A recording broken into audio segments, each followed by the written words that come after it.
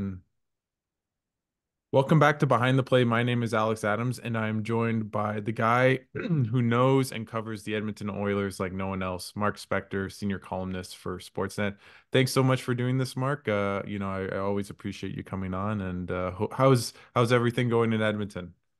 Well, it's going pretty good here. A team record win streak of 11 in a row here, and they've got Seattle coming in tonight at the end of a very long and winding road trip. Half the team's sick. They're missing their best defenseman in Dunn, and they're missing Matty Beniers. So it's hard to envision a scenario where it doesn't end up at 12 before I go to bed tonight, huh? How surprised are you that 11 is the longest win streak in Oilers history? Yeah, that's what everybody asks me. Like, that's the first thing people say is, how didn't Gretzky and those guys win like 15? As John Muckler, the great departed John Muckler, once said, this team always found a party before it got to 12 or 15. And I think there's probably something to be said for that. It is amazing. Like, the funny thing is this, that when I watch McDavid and Draisaitl, they do some great things. But no matter what they do, the record that they set or the team high that the thing they do always falls short of something that happened in 1985, like that Gretzky did. Yeah. McDavid gets 150 points. Well, Gretzky had 200 points 5 times.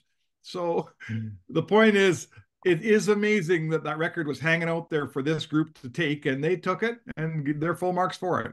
I just think about all the teams when a franchise record set and then compared it to the Oilers, and it's definitely much more of a an accomplishment when it's the Oilers franchise record, maybe compared to other teams. But before Mhm. we get into a little bit more about the team, just I want to kind of bring you in under the hood a little bit about your job and like tell us like a day in the life of Mark Spector and writing pieces. Like how does like where do you generate ideas? Just give us a little bit of the behind the scenes. Well, you know what? Like everybody's job, I think the idea is the whole part of it. If you have a good idea, you go to the rink with a little extra pep in your step and you say, okay, I know the guys I want to talk to fill this idea out. And I think that, if I'm writing a piece on something like, the Oilers history, I'll find Ryan Nugent Hopkins, the longest serving Oiler. If I'm writing a piece on a team that's all of a sudden winning 2-1 games and 3-2 games, I'm going to find like Matthias Ekholm or Darnell Nurse. So, you got to have the ideas. That's our business, whether you're in TV or print or whatever you're in. And those ideas come by keeping informed and keeping close and talking to sources and talking to people away from your team. And I'll frequently ask guys, a scout that worked for the Toronto Maple Leafs or the Chicago Blackhawks, what do you think about the Oilers? And when you hear their viewpoint, sometimes, you hear something, you go, I never really looked at it that way. So, we're all journalists and we're reporters, and it's a committee deal here. You want to be a journalist, you better have a committee around you, because if you think your head's going to provide a good idea every single day, I got something to tell you, it's not. And with that, obviously, you've had a couple pieces on Leon Draisaitl lately. Just describe how that stories like that come about in interviews, and maybe describe a little bit about your relationship with Leon. Yeah, I think they don't just come about right away. The end result of that of this tale is we're in Detroit. It's an unexpected off day. The Oilers were supposed to practice. So as a guy on the road, I thought, okay, I'll go to practice and I'll write something. I get to Detroit, they've canceled practice. So now I'm high and dry. I got to come up with something in a hurry. I phone the PR guy. I say, look, can you get me Leon Draisaitl? He says, I'll try him, but it's his off day. He's not under any obligation to speak to the media or Mark Spector. And Leon comes down from his room. He meets me in the lobby at noon and he sits down and we talk for half an hour. And I ended up with two nice pieces out of that. And so that's the end result. But you don't get there unless you show up every day and you ask your questions. And Leon and I have disagreed on some stuff. Don't get me wrong. We've never, not always seen eye to eye. Not every question's been a great one, and not every answer has been a friendly one. But there's a respect there. There's a respect that gets built. And, I don't care if guys on the team think I'm the most awesome guy and invite me to their wedding. I do care if they respect me for what I do and respect my opinion. And if They look at what I write, and even when sometimes it's a little critical, if they say, "Yeah, you know what though," he's probably right. Right? Mhm. That criticism is fair. So it takes a long time to get to the moment where Leon Draisaitl takes a half hour out of his off day to come meet you in the lobby. But you know when you get there, you know you got there because you put your time in, right? And Mhm. you know you didn't skip too many morning skates, and you stood in there when times are good, and you stood in there when times are bad, and you asked questions on both occasions. Exactly. You said it amazingly, and it's awesome to see just with the stories that you produce because they're so good and so interesting for Oilers fans. I want to Thank go you. to I want to go a little bit to Leon, and obviously you wrote about his contractual status. Just what do you think happens there? I know you even floated the idea maybe it's a medium term contract like an Austin Matthews. Just what do you think happens in the end with Leon Draisaitl being 1 year away from unrestricted free agency after this season? Yeah, I think you know, a lot of that story has yet to get written. I think that, you know, depending on what happens this spring, if this team, you know, I don't know, I'm not sure. If this team comes close and doesn't win a Stanley Cup, does Leon Draisaitl want to come back more than if they do win a Stanley Cup? And he can say, okay, I won a cup there. I don't know the answer to that. Either way, I think this spring will help shape this thing for Leon on a personal level. Hmm. To me, this isn't a deal where someone's going to give him way more money than Edmonton. I think Edmonton can afford and will afford to give him fair market value. I don't think there's a team in the league he can go to where he'll say, I'm going to go there and have a better chance at winning a cup than I do here in Edmonton, or I'm going to go there and play with a better player. That's for sure something you can't do. So really, this is about Leon and where he wants to live and play. It's to me, it's not about money and it's not about teammates and it's not even really about a hunt for a Stanley Cup. It's about Hmm. if Leon, and it would be his right to say, look, I spent the first half of my career in this northern outpost in Canada. I'm a long way from my home in Germany. I'm on the west, not the east. I'm a long way from a place I own in Spain for the summer. I'm a long way from the house I own in Aurora, Ontario.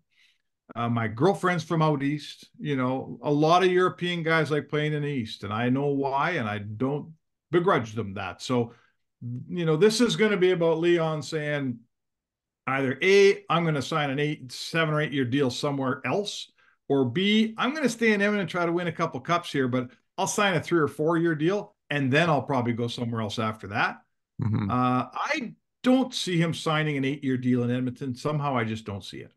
Is that any information or just how you feel about No, that's reading the no tea leaves? information at all. It's just that's my guess. How about that? There you go. There you go.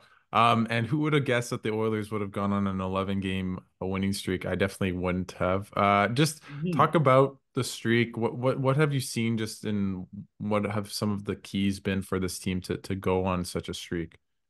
Well, the interesting thing about for me, the different thing and the really, really appealing part of this whole turnaround of the Oilers is, you know, on this streak, their power play, for instance, you know, they've been a team people have said this is a power play reliant team. If they don't get the power plays, they can't beat you. Well, the power play has been subpar the whole streak. It hasn't been very good. This is a team that people look at and say Connor McDavid carries them. You know, if he doesn't score, they don't win. Well, I think it's in. He had a he had a 5 point game like 4 games ago or 5 games ago. But as we speak, I believe that in 8 of his last 9 games, he's had 1 point. Wow. So he's not carrying them offensively, is my point. And I'm not criticizing McDavid. Don't get me wrong. Like the spirit of this is they're winning despite the fact that McDavid's chipping in a point, not chipping in 3 points, 4 points, 5 points every night. They're winning games 2-1. They're winning games 3-2. They're winning a bunch of games where they don't score first, where they trail 2-0. So all the questions we've had about the Oilers and their ability to dig down and win hard hockey games, low scoring hockey games, games that aren't settled on special teams, games that aren't played fire wagon hockey, all of those questions, certainly over the last month and a half, they're starting to really answer them. This is a team they've never won this way before in my eye. To my eye, they've never won this way before for this extended period of time. I really like what I see when you play it over what comes up, the kind of hockey we watch in May and June. This is the kind of win you got to be pulling off at that time of year. How much in your mind is it just the fact that they've been so much better defensively? They're 12th in the league in goals against. A lot of their defensive metrics show that this team's actually a pretty good defensive team. And in Yeah. years past, they've been so porous. I remember last year we talked about them winning the Stanley Cup maybe in 5-4 games and seeing if that was possible. So how much in your mind is it on the Yeah. defensive side? Oh, it's huge. Defense and goaltending. They're really getting goaltending. Stu Skinner, like we always evaluate players and we always talk about them when they're young, like we know what they're going to be. I'm guilty of it too, let's face it. But I'm here to tell you, Stu Skinner is a sophomore goalie. It's his second year in the NHL. Everyone remembers that, oh, he ran out of gas in the playoffs against Vegas last year. And he did. His coach played him too much and he ran out of gas. I'm here to tell you. But he was also a Calder Trophy finalist last year, as a rookie, obviously, a rookie of the year finalist. Now comes in this year. He has an awful start, but he has been wicked good for 2 months. Why can't this guy be like, I can't tell you that he won't turn into Thatcher Demko, right?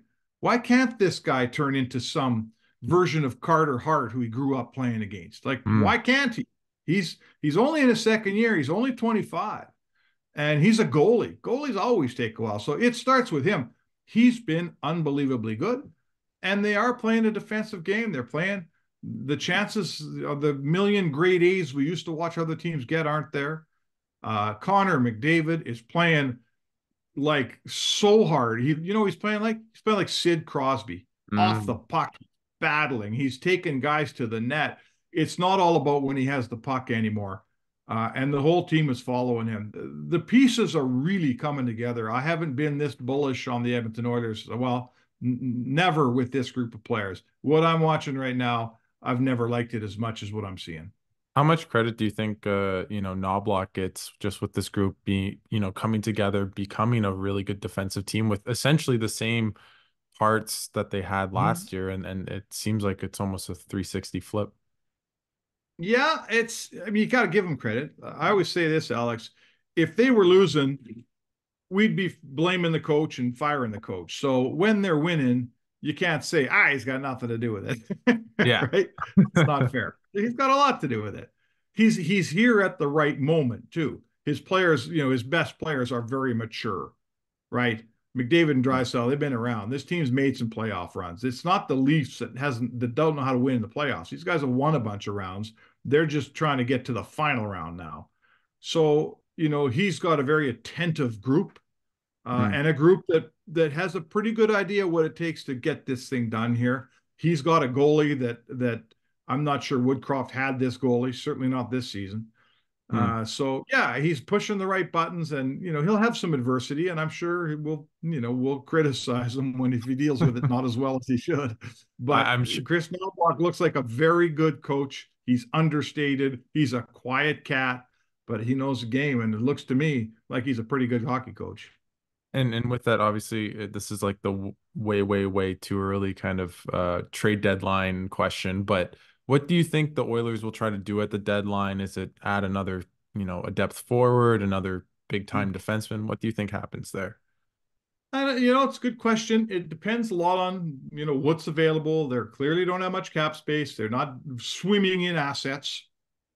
Right now, one of the things they're trying to decide among themselves is if they need to expend any capital on another goalie, Hmm. or can you go with Skinner and what they have? Is Calvin Pickard good enough? He's played pretty well. They'll figure that out. I think if you could pick the one thing, it would be a very good third line center. I think that's what they need. Hmm. Uh, and they need some beef on their fourth line as well. It's kind of funny.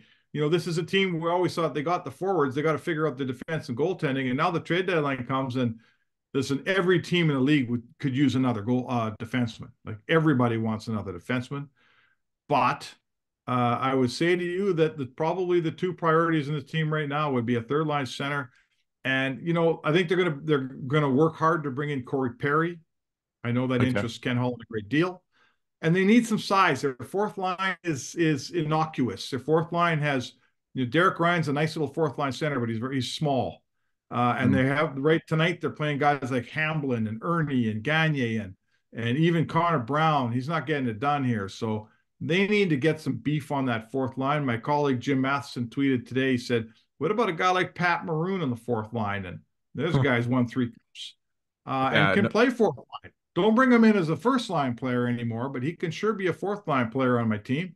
So can Corey Perry. So there's some changes to get done here, and I think they're at the stage where Stanley Cup experience is something that they will covet. how much in your mind did the acquisition of Matthias Ekholm really solidify this defense core? Oh, just huge, right? Like, and I think you got to go back. When Ken Holland took this team, remember, he had John Marino in the pipeline. Well, Marino told the Oilers, "I'm not coming." They had to trade him to Pittsburgh. Now he's an everyday player in Jersey. They had Oscar Clefbaum had just left with a Yeah. bad shoulder, but they were thinking, he should come back. Well, Oscar's like a number 2 defenseman in the National Hockey League. Oscar never played another game. They lost him for nothing, right out of nowhere. And then Adam Larson became who's a solid second pairing defenseman, a good player. Uh, he walks away as a UFA. So Kenny Holland lost certainly 2, and if you count Marino, 3 NHL defensemen in a very short period of time for no return. So to swing that Ekholm deal, I should probably be doing my research on what happened at the trade deadline last year. But I think if you go back over all the deadline deals that were made last year, I'm not sure you'll find one that stacks up better than Matthias Ekholm to Edmonton for, Tyson Barrie, a first, and Reed Schaefer. Matthias Ekholm's a good player. He's the kind of guy you win with. I think Ivan Barbashev might have a little bit to qualm with you, but I think that's Yeah, the only okay. person that comes to mind when I'm thinking Yeah, about it okay. now. I want to just before I let you go, because I want to know your opinion. Obviously, McDavid and Draisaitl headline the scene, but in your mind, and this is more of a fun question, but who's the third best, or you can say most important Oiler on this team? The third most important Oiler. Well, the score sheet would say Zach Hyman because he's, on pace for 50. But I would say to you that the third most important Oiler today, it's either, I mean, it's kind of a chicken out answer to say the goalie because the goalie is always really important. I would tell you that the third most important Oiler is Darnell Nurse. Hmm. Darnell Nurse he's the leader of the pack back there. He's been on this team for longer than most of the guys, right?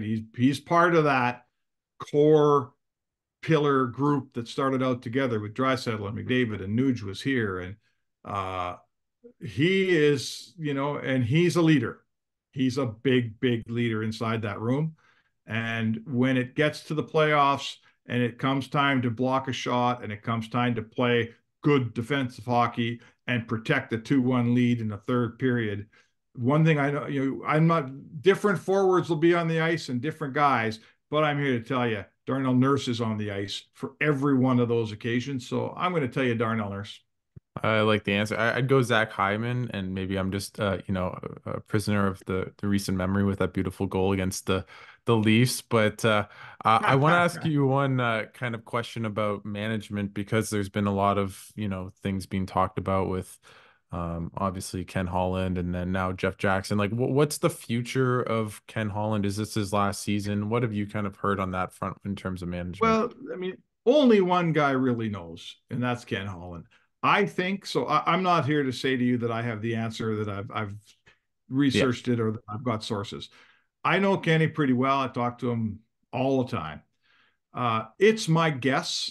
It's my guess that at best Ken Holland will take on some kind of an advisory role. Let's say they end up with a younger general manager. I think Ken Holland will not be the general manager of the Edmonton Oilers next year. His contract expires at the end of this season. It was a Hmm. 5-year deal, and in my eyes, he's had an excellent run here. He's built a really good team that's a Stanley Cup contender. So I think Jeff Jackson will go out there and he'll hire. I'd be very interested to see who he hires. It'll be someone younger and someone smart. Hmm. Jackson's sort of a new age guy. He looks at, he'll like he hired Chris Knobloch out of Hartford in the AHL, and he'd never coached an NHL, head coached an NHL game. So I think that if Ken Holland's here, he may be offered a chance to help a younger GM here. Hmm. And if they hire a veteran GM who doesn't need the help, Kenny Holland will likely sail into the sunset. Do you think I'll put you on the spot a little bit. Do you think Ken Holland will sail into the sunset with a little cup ring? Well, you know what? It's only like tonight is game 41 of the season, and I've got a personal uh rule that I'm not picking a Stanley Cup winner on January, whatever it is, It's a good rule. 18th, 16th. What does that say? I think it's 18th. Yeah, I 18. don't pick the cup winner, but I will say, as I said earlier, like as a hometown reporter, I never I given a chance, I'll generally not pick my team to win a cup or to win or to be the champion because I don't want to look like a homer. I won't lie to you. Uh, but I've never looked at this team the way I'm looking at it right now. I really, really like what I see. It's going to get better at the deadline in some way. I don't know how, but it won't get worse. It'll get better. And you know what? I guess I'll say this to you. I've never been this close to looking at this team and saying they're going to win a Stanley Cup than I am right now. They look very, very strong. And more so for me, and I've been the guy out there criticizing a team that, that couldn't do a lot of things that it takes to win in May and June. I'm watching them do those things now every night. And there's nothing left to criticize here, Alex. Well, They're winning the 2-1 game. They're winning without power plays. They're winning when McDavid doesn't get any points. They're winning when Draisaitl doesn't have a good game. They're winning when the other team scores first. They're winning when they're down 1-0 with 7 minutes to play. They're winning all the hard ways to win. They're not just winning 7-5 when McDavid gets 4 points. Those games, they're always going to win those. They're winning all the other ways now.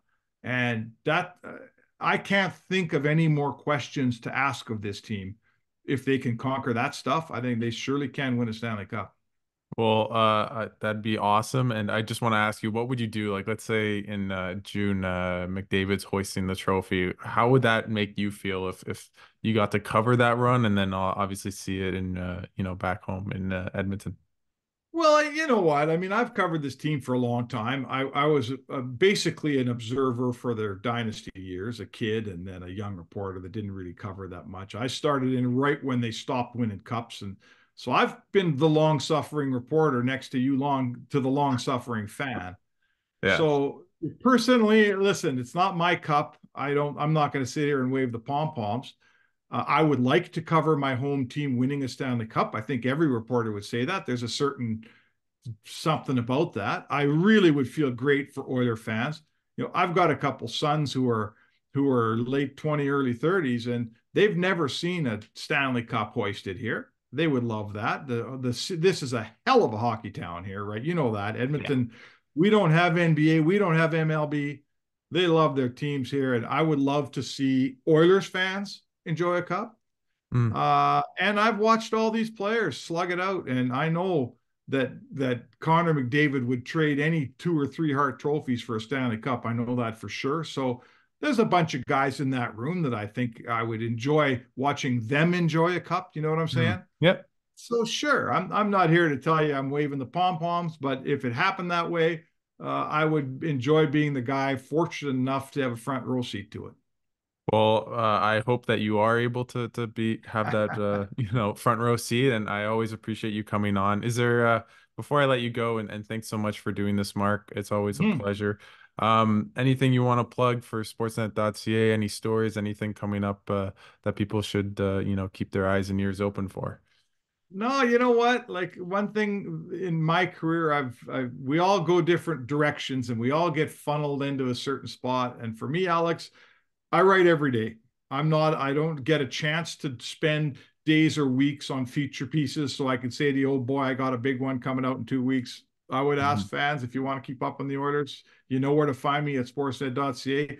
I work hard, try to give you something good every day. So if you don't like what I wrote on Tuesday, we'll come back Wednesday. You'll like it more. Well, I always love all your pieces from Monday through to Friday and even weekends as well. So thanks so much, Mark, for doing this. And I really do hope they at least maybe make it to the finals and hopefully hoist the cup and you can be on the ride with them. There you go. Thanks for having me, Alex.